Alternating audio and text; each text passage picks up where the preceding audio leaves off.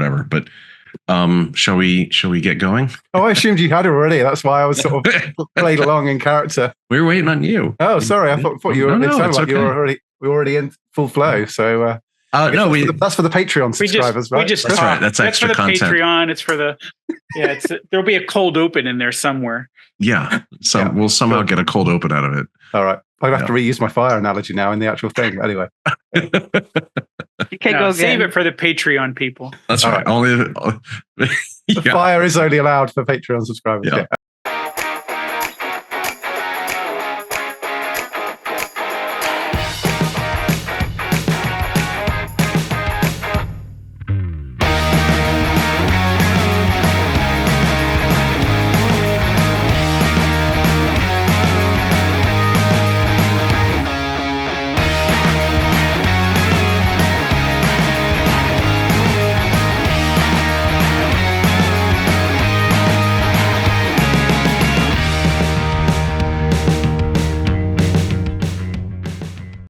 Hi, everybody. Welcome to another episode of Consultants Saying Things. I'm Chris Lockhart, and I am joined today by Oliver Cronk, Phil Yanoff, and special guest Julia Lampert. And Julia works for a company called To Be Ahead. It's a German research firm, and recently put out a study called the Strategic Foresight Study 2035. So sort of that 10-year horizon of analysis and research, looking at the field of consulting and some of the emerging trends and the technologies and things like that our world is going to be full of in about 10 years or so.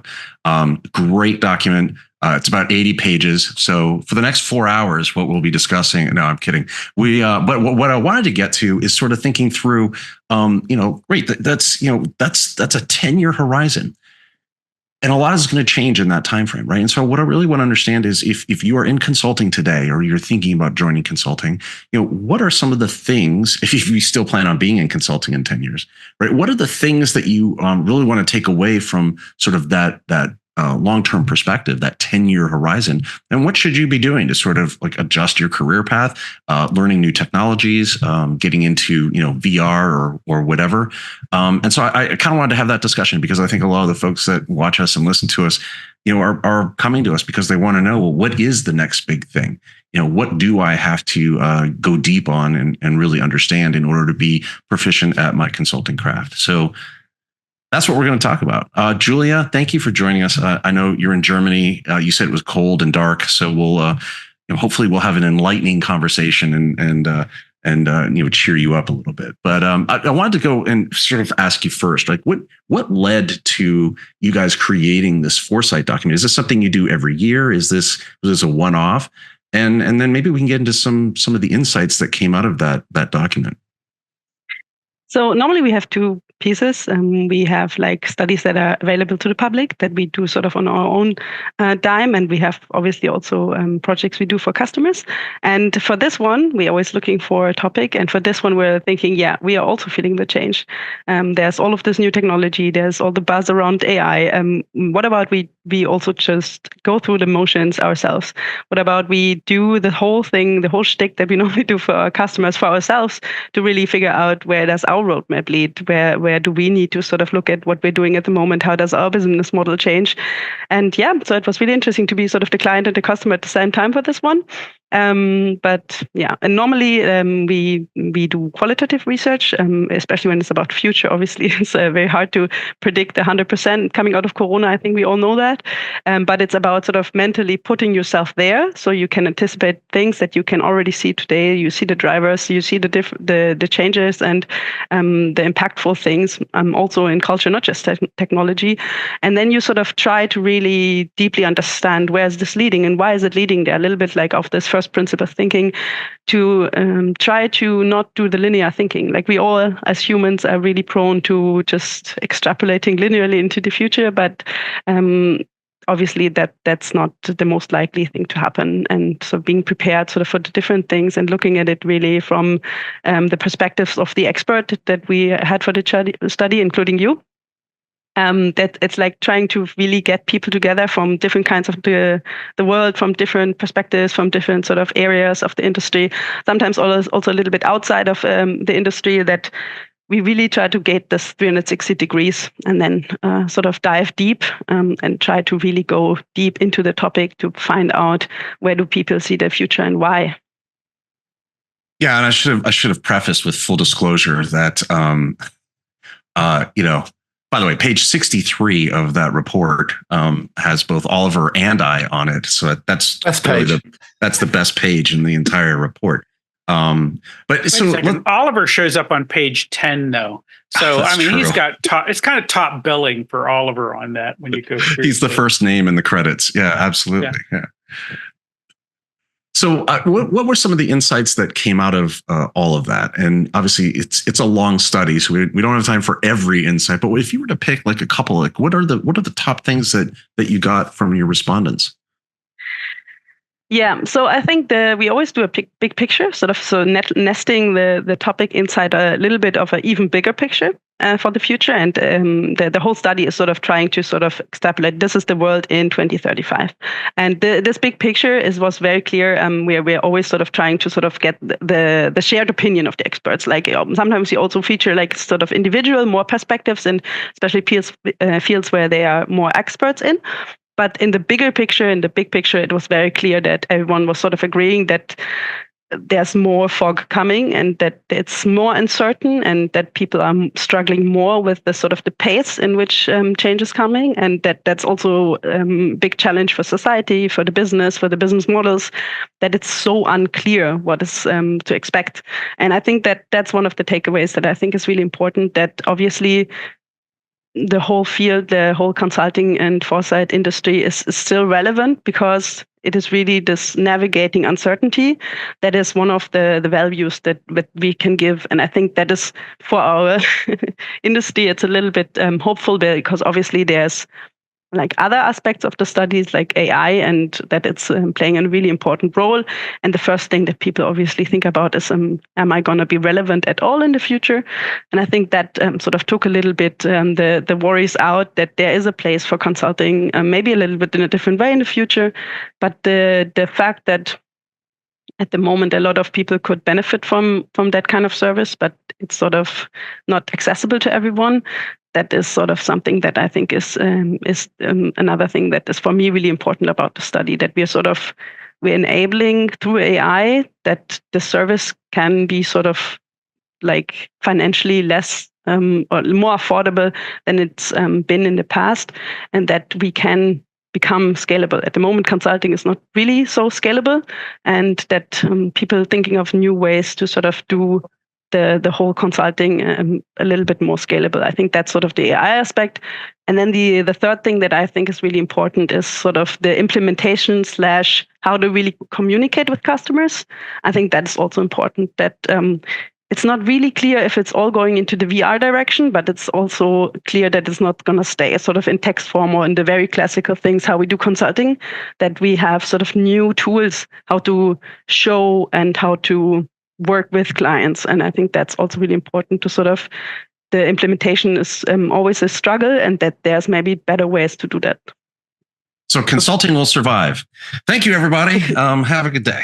No, sorry, Oliver. What were you going to say? The point I was going to make is, it does feel like we're kind of on this change curve, which has still been fairly human centric when it comes to consulting, right? And we've made some, so there's been some change. There's been some, internet and data and PCs have obviously, revolutionized things to a point. But it does feel like we're on this sort of start of this sort of turning point in the curve, where the change just it's almost like we're on the exponential part of the curve, where it's felt fairly, there's been a bit of change, bit of spreadsheets, bit of this, bit of internet, and then all of a sudden, whoa, hang on, data-driven AI and algorithms are just doing this with the rate of change and the possibilities. And your point, I think, Julia, about the kind of cone of uncertainty, it feels like that cone of uncertainty is just sort of opened really wide. Like, there are people out there clearly making really wild predictions that will go really high up that curve of change really, really fast. And there's other people going, no, this is all hype. It's all going to fall over tomorrow. And this is just people trying to sell the latest sort of hyped thing. So I think the study is really interesting, because it looks at all the various different things that are currently in the melding pot of like you say, culture, society, business, technology, and where these things might all combine in the next 10 years. It's just sort of fascinating to sort of think about what that possibility looks like. Yeah. She agrees Bill. with you. Was that a question? Yeah, there wasn't a question there. He's like, I No, think it's just this, a and you're not going statement. to tell him no. So yeah, I mean, Sorry. it's a study based on his thinking. I mean, yeah, I think you're right, Oliver. Sorry, I've completely thrown that one off, haven't I, Chris? Recover On from the that broad one. strokes of this thing, I mean, were there things in here that came as surprises to you? That's a good question. I think maybe it's the interconnectedness. Like, I think every time I went around the corner, I was like, yeah, and that sort of connects to this one. And I think that's also sort of one of the things that are changing now. Like, up until now, we had sort of, this is sort of the blockchain, and this is the AI, and this is the VR. And so, but I do expect that these things intersect, and in these intersections, there's sort of the opportunity, because purely blockchain or purely AI or purely like, for example, with the AI example, no? I mean, that goes a little bit away from the consulting, but there's a lot of sort of really legitimate fear that some people can sort of imitate other people really well, and that your bank does not know if it's you or not, because you can clone your voice with like 4 seconds of your recording of you, and something like that. But at the same time, on the other end of some other rabbit hole in the technology development is blockchain, and they just enabled scaling in a way that you can put a lot of things on the blockchain. And so this use case of the verifiable web. So if you want, on one hand, have the big problem with AI that you cannot verify anything anymore, and at the same time, on the other side, sort of you build something where you go like, oh, all of a sudden we have the tools to do a verifiable web, then they intersect in a way that does build something new. And I think that is the thing that I didn't really see before the study, that I sort of knew that some things are sort of converging technologies, but that it is really true that this is now reality. It's not anymore like in 5 or 10 years it's going to converge, but at the moment it's converging. And I think that was something that was interesting for me. You think, I mean, and you're obviously, consulting is sort of a global activity, right? And many of these organizations are global, and you're, of course, approaching this in a sort of a larger scale than, say, any one country or space in particular. I'm curious if you saw, as you're thinking about this, did you see localized ideas that were either moving faster or slower than they were in other places? I think like the quote unquote Western world, like I did not go into sort of, for example, the developing world, like South America and Africa were not people where I had a lot of people talking about this. But for example, the Chinese insights were really interesting because they're actually sort of interested in the consulting and foresight, but they're much more result driven. So they're sort of at the beginning curve of sort of trying to establish certain mechanisms that we already have, how to sort of be a little bit more value driven and not just number driven in how these consultancies work. And that was interesting.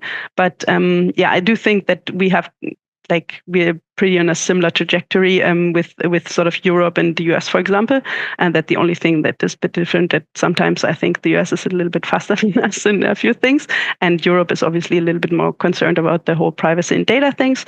But otherwise, I think we have like culturally globalized us in a way that there's not really a lot of pockets of different sort of cultures and ideas in this field.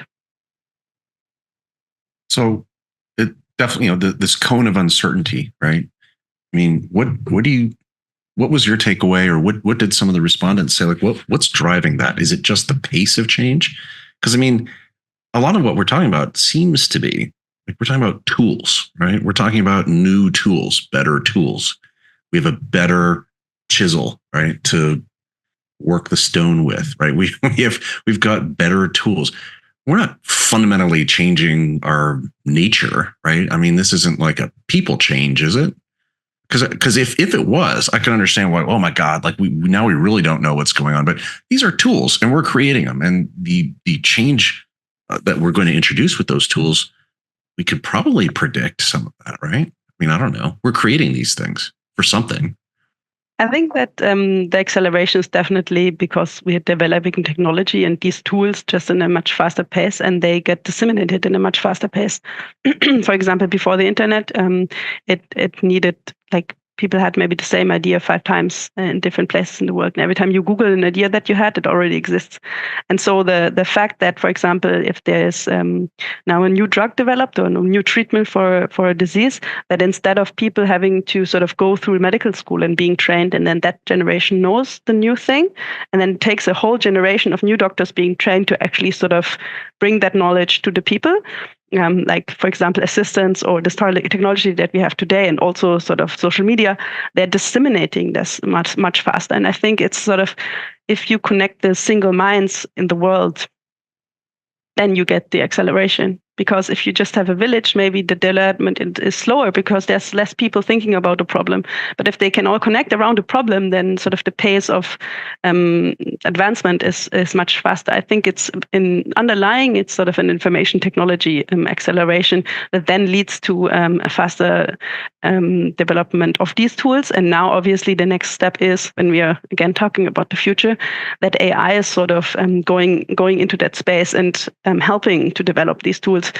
Because there's basically three levels of creativity for an AI. Also for an AI, it's just 2. For us, it's 3. That you first sort of have a lot of cats, and then you're able to generate a new picture of a cat, or like this, the example of this Go AI, also AlphaGo back then with Move 37. I don't know if you know about that, but that it sort of saw patterns and then extrapolated that pattern in a way that was completely new. And it still didn't sort of invent the game Go. That's sort of the third layer of creativity, that you really invent something, this original thought, this spark of creativity and creation that is at the moment very human still. But extrapolating a pattern in a completely unknown way, that is something also with all of the material science and all of these things, that is something that humans sometimes struggle with because we're constrained by the box, and AI is sort of sometimes really good to thinking out of that box. And so if you combine sort of the accelerated pace with like linking all of our knowledge and insights in a sort of social media way and the internet with something that sort of can look at these patterns and say, okay, here is maybe a field that we haven't seen yet, then I think that's also part of the acceleration. And I wanted to pick up a bit of what you're saying there around the internet. I wonder whether it's just worth just letting sink in that I suppose the internet has now been a thing for a couple of decades. And therefore, most generations of the workforce now are familiar with that as a thing and using it day in, day out. And by 2035, of course, everyone will that will just be like the telephone or the fax, as it back, or posting a letter back as it was then. And I know it sounds like a silly thing, but actually just having the whole of your workforce fully understanding what the capability of digital technologies, that kind of bedrock of foundational layer of digital technologies are, I think is partly why we are seeing that sort of accelerating. To your point about being able to share ideas and kind of innovate really, really quickly and iterate really, really quickly. I think that's that sometimes we don't take a step back and go, hang on, what's going on there. So I really like your point there. I also really like the thing about the boards, where the boards spend their time. Really interesting, kind of like what's top priority now is going way down. So that's like financial reporting, but then there's also like transformation and change and thinking about risks is kind of coming up. It's coming right out of the report that you're reading. Yeah. So this is on kind of that page 15. Just looking at the boards and what the boards are sort of prioritizing. And I think it's interesting the sort of transformation and managing emerging risks is like clearly coming up, and like the more slow traditional risk and compliance and financial reporting and things that traditionally have been top of the list have kind of slid down. And that I wanted to kind of ask you if there were any more sort of insights around that part. Yeah, I do think that comes back to the big picture of uncertainty, right? Because if you lived 200 years ago, or even 20 years ago, 40 years ago, then you could sort of expect the world to still look like it normally looks when you wake up the other day. And today, you wake up and you go like, whoa, like this robot can do things that I would have never, I talked, I think 4 years ago, I talked to robotics experts, and they were like, yeah, never, like that takes like a lot of time. And then like sometimes these things happen and you go like, oh, wow. And it's happening in completely different areas. And so I think that's part of the thing, that our reliability, that the world around us and the skills that we need. Yeah, right. Like, I don't know, like, from the Middle Ages to now, like there was always sort of okay to be sort of in the farming and food business, right? And like people knew what kind of skills would be valuable in the future. And now it has really opened up to being okay. Maybe all of this can be automated, and what part of this is really the value, and what part of this is something that machines can do in the future completely differently. And obviously, with the Industrial Revolution, we already had the taste of that there was a lot of change, and what people were valuable to do. But now it's even more unclear because what we can do is so much greater. So the pace of change driving uncertainty, is there any analog in sort of the past that we can point to? Like, guys, I was thinking about, like, Phil, when in the pre-roll we're talking about, stuff in the ancient era, right? The modem and the stuff like that, right? Is there anything in Thanks. What you were going to say? I was there. The buggy whip. I was there. Right. Yeah. When you had a buggy whip. No, I'm just like, is the era of like the 90s, is that an analog? Because if you think back to the 90s, it was really uncertain what this information superhighway was going to be all about. And there were warnings and dangers. It's going to end mankind and all. And I think there's been really significant impact from the internet on our cultures and way we interact with each other.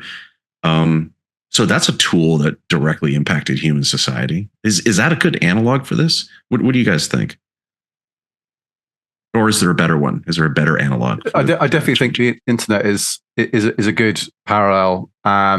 Electrification, maybe? I don't know. Yeah. Maybe it doesn't matter. You were talking about transportation would be one, right? I mean, I think, gasoline engine, all that kind. I mean, I think there are lots of things. What I think a point that I can see here in this is that even now, right, this is going to be uneven, right? So it's not like it's all things are going to move forward in pace. I don't think that's what happens, right? But I think about the things kind of where Julia's headed and what we're seeing here in this report, right, is that, things that are mildly heuristic but repetitive, and there's a lot of opportunity for AI to kind of move that forward, right? And say, well, I'm just going to automate that bit, right? I think that's a place where things are going to be different. So I don't know which of these works the best. I mean, you started with the buggy whip. We talked about other elements, like I said, that have moved forward. Electrification changed what people did for a living, didn't it? I think I was just going to say, I think the big thing that's been a surprise, particularly in the consulting world, is quite how much automation is coming after knowledge work. Like, we've seen automation get applied to manual sectors, but I think people were expecting taxi drivers through autonomous vehicles to sort of be displaced, rather than your kind of consultants that are doing analysis or financial risk or whatever. So then I guess that comes through, Julia, right, in some of this. Yeah, I mean, I just said before, there's now this model that can do sort of legal work in a way that is 99% cheaper than a lawyer, which is pretty impactful. Yeah. Also, like I said before about Google's Amy, that's like this medical this doctor, and they tested it on a group of fake patients, but they also didn't know if they are interacting with a real doctor or with the model, and it turned out that the model is better. So like it is a bit scary in a way that we do sort of see that a lot of the things that we did not think could be automated this easily, that actually can be automated it easily. And I'm also always like, when we're talking about the AI aspect, I'm also a little bit unsure where I stand, because on the one hand, I do think that it's a tool. In the very bottom of my heart, I do believe that it's just a tool, and it sort of is comparable to the internet, and it's like a washing machine, like it just makes certain things that we really don't want to do really cool. And if you like sort of go to vacation, you don't have a washing machine, you go like, that's just a really good invention. And I think it's a lot of that, because like the fun thing and the really creative parts are still sort of at the moment, like with this aspect of human in the loop, it's basically giving you the option to be much more productive. I think just up to like 5x is sort of the normal thing that people assume that's raising your productivity. And it's mostly because all of the things that you are just not so good at, the AI is really good at, and the things that you are good at, the AI is not really so good at. So it's a really symbiotic relationship that can be super cool.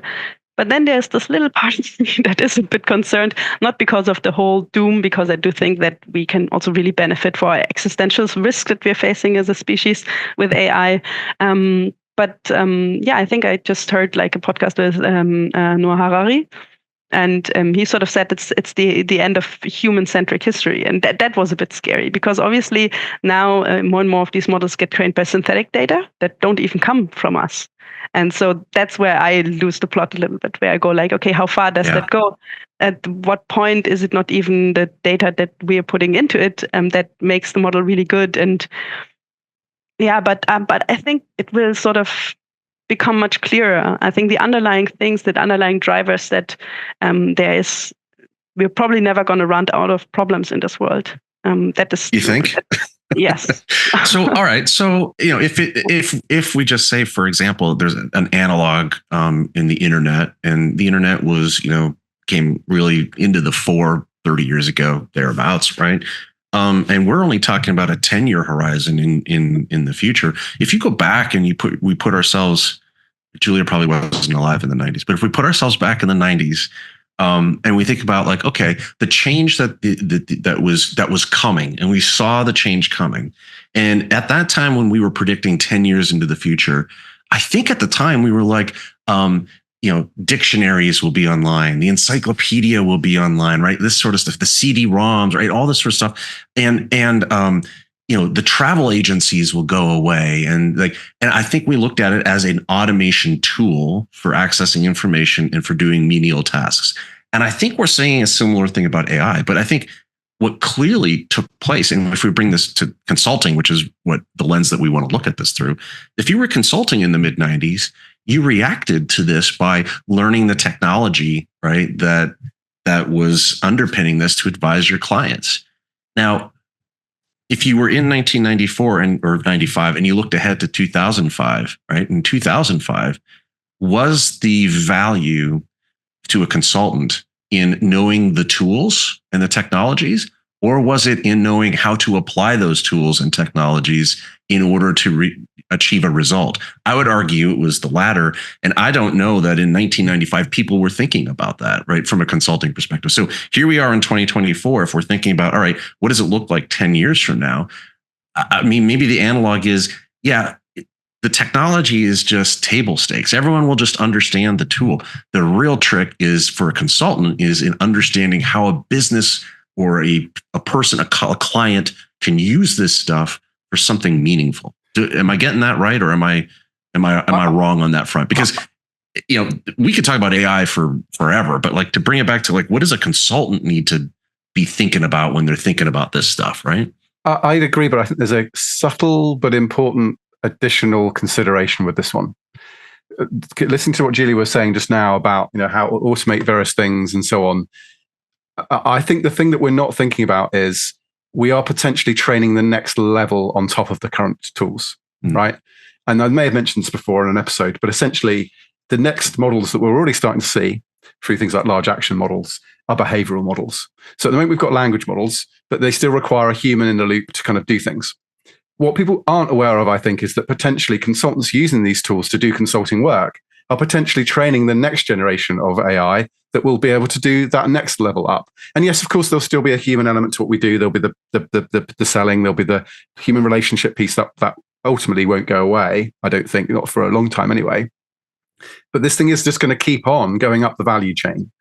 That's the difference, I think, between the internet and this, is that this is something that is almost now on a self-perpetuating improvement curve. Hence the sort of, we're on this sort of exponential kind of bit that's about to go up, rather than the internet which sped up the delivery of information from point A to point B.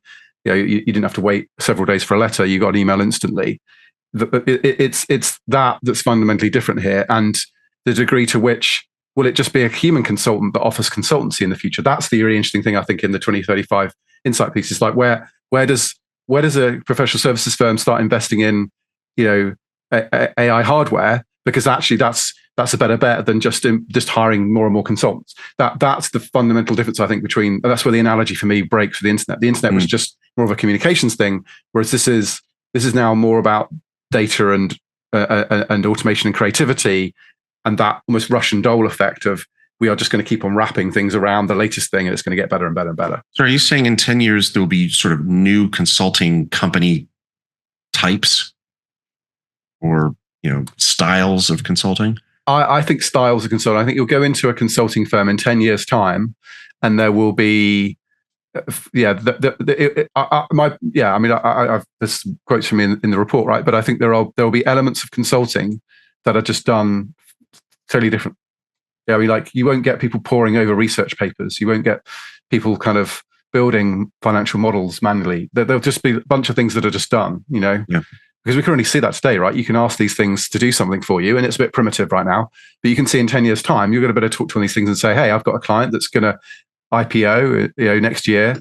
They're in this sector, this space. Tell me all the governance issues they're going to have to resolve. And this thing's going to go off and burrow for all the data and all the analysis, and it's going to do a lot of the legwork for you that you would have perhaps employed 5 to 10 analysts to do in the past." So if you're the cat on the ground that's doing that work today, right? And maybe it won't go away in the next 2-5 years, but 10 years from now, what do we need to be thinking about now in order to change that or accommodate that, adapt to that as individual consultants? What do we need to do? There's two aspects to this, I think. One is that the thing that you're doing right now is valuable to sort of record in a way that it can be used by an AI. If you then sort of want to do your own AI or want to sort of sell it to someone who does sort of the big general sort of consulting, sort of like recording the actual data that you're sort of doing in a way that it's accessible to an AI. And the other thing is that understanding that the piece that I call original thought in the study, that the things that are the thing that like cannot just be done by an AI without another step up of kind of breakthrough with AI. At the moment, AI does certain pattern like super cool and super interesting, but it does end at the original thought. Like that is really at the moment still very human, and I do think that might. There is a world out there where that still remains human even after years. And I think sort of looking at it in the thing, where is my value add that I can sort of give to this company that is not cookie cutter. And the cookie cutter is probably the thing that is sort of good to record, to sort of be able to somehow feed into an AI in what form and business model that may be in the future. And the other thing, sort of really understanding where does the value come from the original thought piece of it. And there's still a lot there that in a complex world with clients that we do that is not something that you sort of type into ChatGPT and get an answer for, because it is sort of by including the entirety of the human knowledge, it also does give you these super highways of where everyone is sort of walking around.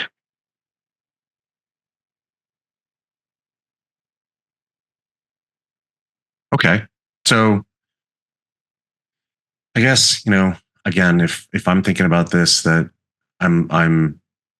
today I work in SAP or whatever, or I'm, a management consultant at McKinsey, and I'm looking at all of this, I think there's two hats I would have. One is, how do I personally take advantage of this by learning some of this stuff so I can advise my clients on it? But secondly, again, it's like, what do I need to be doing differently so that this thing doesn't take my job, right? And I think specifically, and I think we've talked about this before, right? In the technical consulting case, there's a real risk that this will take your job, right? Because a lot of that is, can be automated, right? I think what we're hearing, and by the way, I think that's near term. I think 10 years from now, I think what we're hearing is, if you're a management consultant and you're considering new product, markets for your client or whatever it might, or a product strategy or something like that, there's a real chance that some of these tools will be able to do it at least as good, if not better, and certainly faster than what you can do it today. I guess the question is, what do you do about that? Is there anything to be done about that? Do you have to move up the value chain? Yeah, I think you do, and we've touched on this. I think previously when we've talked about AI as becoming like the product owner of what you do, and to Julia's point right now is kind of like, what are the things that you do that then can be useful to kind of automate. I think there's two scenarios that people should start thinking about over the next 10 years. One is there will be an AGI breakthrough. Like that's one scenario that's assumed that can do more creative thought, but can be more human-like in its sort of decision-making process and coming up with new ideas. That's scenario A. Perhaps that's on the extreme end of the cone of possibilities. And then the other scenario is just that this will continue to require a human in the loop, and you'll just need to kind of add that, go up the value chain. I think if AGI comes on in the next 10 years, then that curve we've talked about has just gone completely vertical, and all bets are off, really. If it doesn't, then it is just that more steady kind of, this is a tool, this is an incremental improvement. How do I leverage this, to your points, Chris, just now? So I love how you did that. On the one end is the singularity and the end of human existence.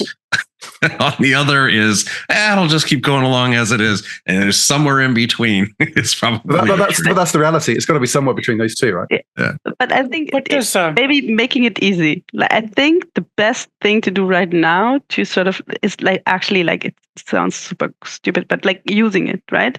Because like, if you listen to Sam Altman and all of these people, like, they're also surprised that it's so tooly, that sort of the combination of human and AI is just the real value. And I think, like, if you look at 5x productivity gain as a consultant today, why would you not use it? Like, kind of a thing. Right. Like, I think, sorry. Mm-hmm. No, I'm sorry. Okay. I agreed with you. I just did it too loudly. I just thought you said wait. So if you use it, then you basically the world is your oyster, because you can, on the one hand, you can figure out, okay, how do I do the things into a cohesive data set that I'm doing today, so I can maybe sell at some point. You get sort of insight, how does it really work? You get insight in where's the limitations. You sort of stay into the loop and how your clients maybe could use it. And on the other hand, you can even take advantage of a new market, because that's like sort of the first piece what I started with, that there's like so much more people that sort of want your job, not your job, your value, your work. And they just didn't have access to that before. And I think that's the hopeful scenario again, because if you use AI smartly and you try to sort of build something that is more accessible at scale to people, then that would be sort of the really standard way to looking at how AI can improve our work at the moment. And obviously there's also then the issue, because that is like, if you're going back to the analogy of the internet, that in the beginning of the internet, a lot of people were trying to sort of improve their current business model with the internet, and they got sort of a 20% around improvement and how they could digitalize and all of that. But the real breakthroughs, like all of the Amazons and all of these people, they looked at it a little bit in a different lens. And the 90% gain that you get from like a new technology that is so fundamental is if you then sort of twist and turn the thing in a way that really gives you something new. And I think maybe that you can look at that, but I think the first and easy step is the 20%, looking at it and say, okay, how can I make my work today better and easier? How can I give my customers value? How can I maybe even like increase my margin, because I don't have to do everything manually? And then from that point on, you can sort of think, okay, now that's the 20%, but where's the 90%? Where's the 90% upside that we maybe not seeing at the moment, but it becomes clear while you're using it. But if you're standing sort of far away from that technology, saying, okay, let's see how it develops, then I think you can't be inside of it, sort of trying to shape it in your own industry. Yeah, totally I agree entirely. And I think, everyone's worried about, is AI going to take my job? And it's like, no, some other human who's good at AI is going to take your job. Someone who knows how to use the tool is the cat that would be the one that take your job. So you just keep moving forward, as Chris said, moving up the value chain, or Oliver, however that came out. But I think that's it. Here's the deal. If someone created today a Chris Lockhart AI, right, that answered all the questions the way Chris did today, then what would Chris do? Well, Chris would just start answering harder questions. He would just move up and do things that he hadn't been doing yet today. And I think that's what we would, in the case of where we are in this next 10 years, again, short of some big event, your AGI or something like that. We're simply going to use these tools to go faster and harder and outperform the people who refuse to engage them. That's what we're going to do, I think. It's bold of you to assume that I'm not already an AI replica. Can you turn your face to the left and the right? Ear? Is that? Yeah. Because well, if this is the AI that we're getting, can I get the next rev? Can I go to 4.0 now? So that's really what I'm hoping for. I feel like I've kind of reached the limits of Lockhart 3.5. So that's awesome. Okay. Well, okay. First of all, any other questions that we want to get to? Otherwise, we can just do final thoughts and then we'll. Yeah. So I want to ask Julie about a quote that she included in here, not by either one of you knuckleheads, but by Ursula K. Le Guin. And it says, the only thing that makes life possible is permanent, intolerable uncertainty, not knowing what comes next. I love this quote, and I think it's absolutely true of the curious human condition. This is what I'm here to do. I don't know what tomorrow will bring, but I'm pretty sure it will be me trying to solve those problems with the same tools I've got today, or whatever's available to me then. I will be there. At one point, hey, I started this out with punch cards and slide rules, and then a calculator, and then a laptop, and then a computer, and then my iPad, now my phone, and blah, blah, blah. And I will just be there trying to solve tomorrow's things. I think you hit that one. That's it. I don't know what comes next, but I'll be happy to be there. And I think it's so amazing what freedom and what ability AI is adding to exactly that. Like, it's like what a singular human being can do in the future by being supported. Like, obviously, maybe the AI is sort of gonna, I don't know, run amok and humanity. But like in all other scenarios, it's just pretty cool how much it elevates really what we can do. And then sort of, I don't know what our ceiling is. We can find out. I love it. Yeah. So I think, look, we can talk about all of this. And I'm looking forward, by the way, to the next Strategic Foresight report, 2055. Let's go way out in the future. And I mean, I think it's incredible because, again, if you look back 10, 15, 20, 30 years, we were talking about the internet. If you look back at what is different between 1994 and 2024, it's astonishing, right? It's astonishing. And it in a lot of ways has fundamentally changed many of the ways we interact with each other, right? And so I think there is the potential for like dramatic impact on human culture and not just a better tool for automating work, right? It's more than that, I think. But at any rate, that's for Strategic Foresight 2055. We'll deal with that one later. But listen, Julia, thank you for joining us. I really appreciate it. If we'll make sure that everything is linked up correctly so that everyone can go out and read the full 80-page Strategic Foresight study for 2035. And I think again, I'm looking forward to the next one. Thank you for including me, by the way, and Oliver. Page 63 for anyone that really wants to really get at the nut of the whole things. Page 63. So listen, guys, thank you so much. I appreciate the time. Julie Lampert, Phil Yanoff, Oliver Cronk. I'm Chris Lockhart. Thank you, everybody. And go and subscribe and like. And we'll see everyone next time. Cheers.